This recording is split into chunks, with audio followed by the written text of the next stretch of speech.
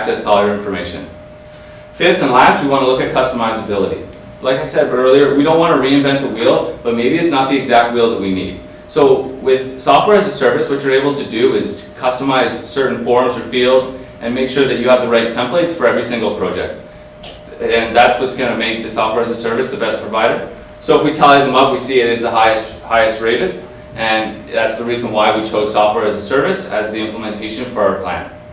Now, I'm just going to go over this again quick. The MLT Information Hub is the key for MLT moving forward. Through these 5 areas being searchable, so you can look for any information that you need to get. Having access controls to make sure we maintain high levels of security and we get the information to the right people.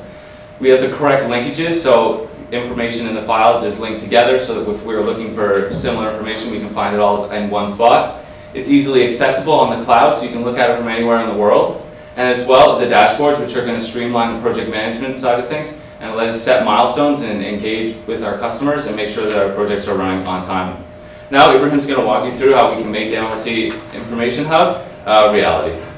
So I'm going to be walking you through the implementation. We are going to take the waterfall implementation approach. So we're going to look at the plan, the design, the develop, the implement, and testing phase. So we have a 6-month time period allotted to this. The plan should take about a month. The design should take a month. The developing phase should take 3 months, and then the implementation should take a month. Testing is reoccurring, and it will continue based off that. So for the plan and design, we want to look at the key actors and the key actions that need to be taken. So in terms of actions, we need to identify the system requirements. So we have to look at the software and hardware and make sure that it's up to date and that it will not lag or that it won't affect the access point. So that will be done by the IT department and by us, consulting. Secondly, we're going to look at we're going to identify the key data to be migrated, and we're going to create the standardized procedure. So that will be done through the IT and through DGK. And then we want to look at the design. In terms of design, we want to look at we want to first choose a service as a software provider. So we need to evaluate all the possible vendors and make sure that we have one that fits our requirements. And that will be done through the IT and management. And then we want to develop a standard operating procedure, which will be looked after by the HR and IT. So in order for everything to go smoothly, so once we've identified the key users of the system, we want to be sure that they know what procedures to follow in order to effectively make use of the system. And then lastly, we want to design a custom dashboard, which we actually have a few examples of. So in terms of the dashboard, this is the dashboard for the client. So it'll have the key milestones on it, and then it'll be color coded. So in the presentation it's not that clear, but green is that everything is on time. Yellow means that there's been a delay. And if it's not on schedule, that is factored into the dates. And for instance, let's say, so there's a manager comment, so a delay in receiving documentation. So if there's a problem with receiving documentation from the client would see that, and it'll give them a reason for the delay, for instance. And then we also designed the dashboard for the internal management, so anyone internally using this, so they would be able to see almost the same thing, except sometimes for the internal users, they want to see more sensitive information that can help them look at the project overall and make decisions based off that. So we have a similar schedule, except it has also the budget and how much is being used.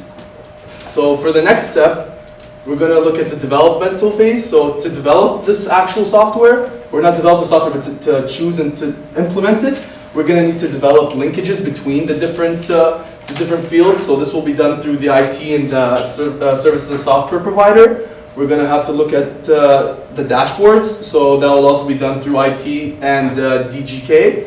We want to look at employee training. So we need to make sure that the employees have a training program to follow, and so that they're well prepared for the software or for the system. And then we want to develop a migration plan, because we have a lot of data, and the problem is we want to make sure that the data is not corrupt, or that the data is accurate, and we want to make sure that it's not replicated. So we want to make sure everything is efficient as possible, and that'll be looked after by IT and DGK.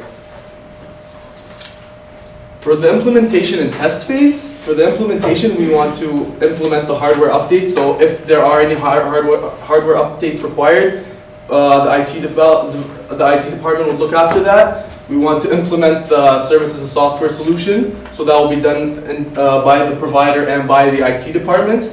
We want to migrate the data, so that will be looked after by the IT department, and then we want to go live after that. After everything's been put into place, we go live, and that will be done by the IT and the services software provider together.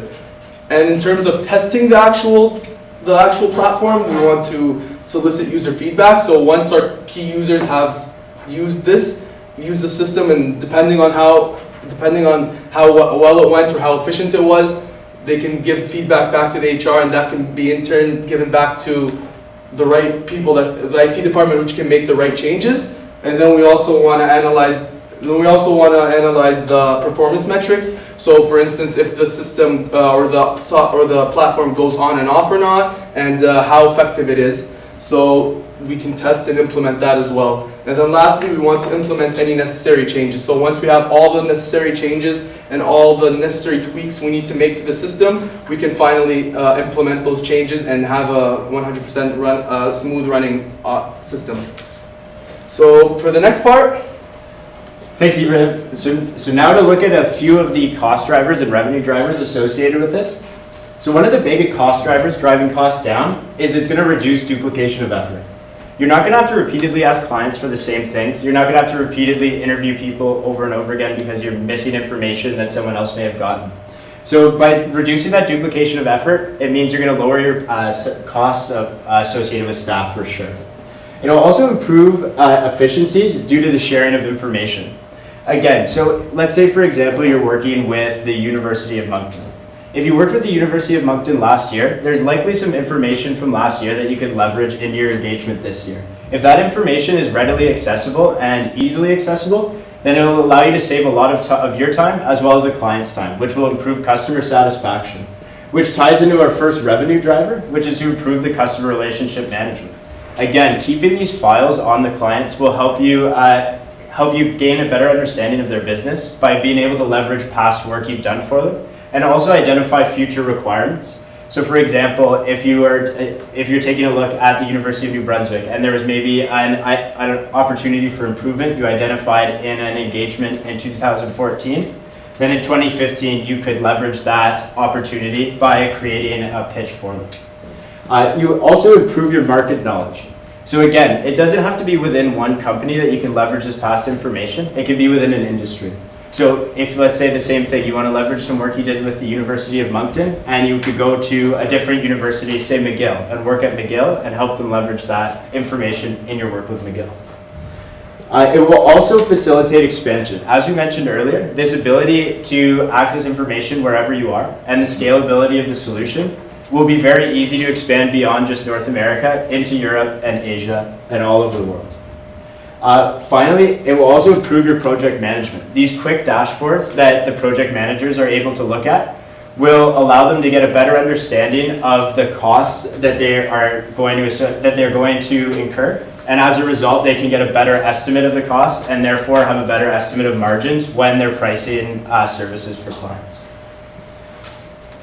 In conclusion, we feel that the MLT Information Hub will definitely allow you to facilitate your expansion. It will create efficiencies within your market in North America while also allowing you to expand those efficiencies as you expand to other countries.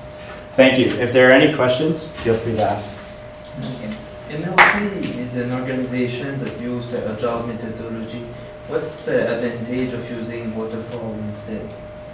So we felt in choosing waterfall methodology in this case, all of the requirements that we had for the system are laid out at the start.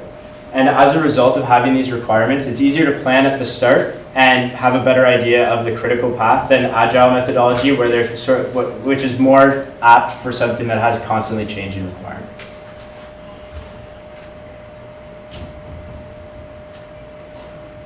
The dashboard presented in this is more in line with the project management side.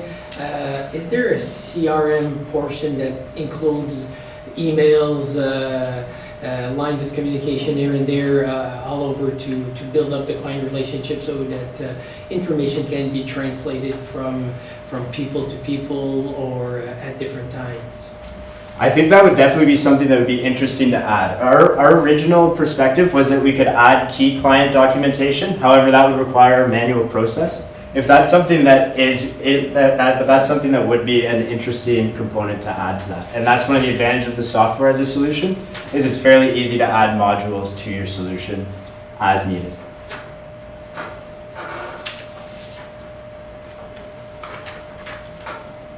So what are the risks of choosing the software as a service instead of developing internally or buying a solution that is already used everywhere else?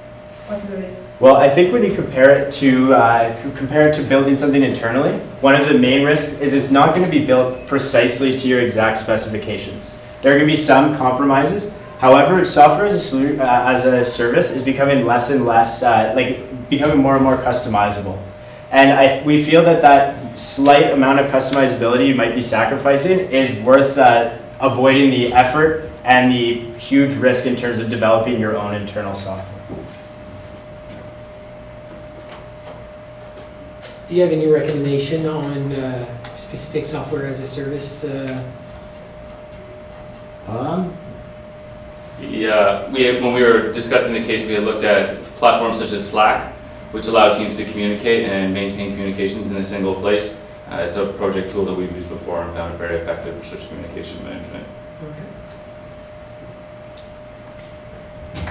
Quick question. I feel that this solution is more built to serve the project management than having a focus on the customer. Yes or no? Well, we feel that by being able to really manage the project well will enhance your customer relationships because you're getting things done on time, you're well organized. So I think it has sort of a snowball effect that way. It has a trick, but I think, again, going back to your idea with the communication aspect, adding that in would definitely make it a more comprehensive customer relationship tool as well.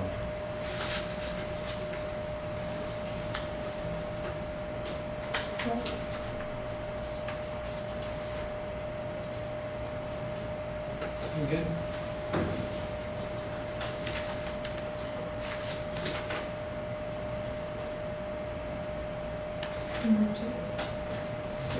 Thank you. Thanks. Thank you very much.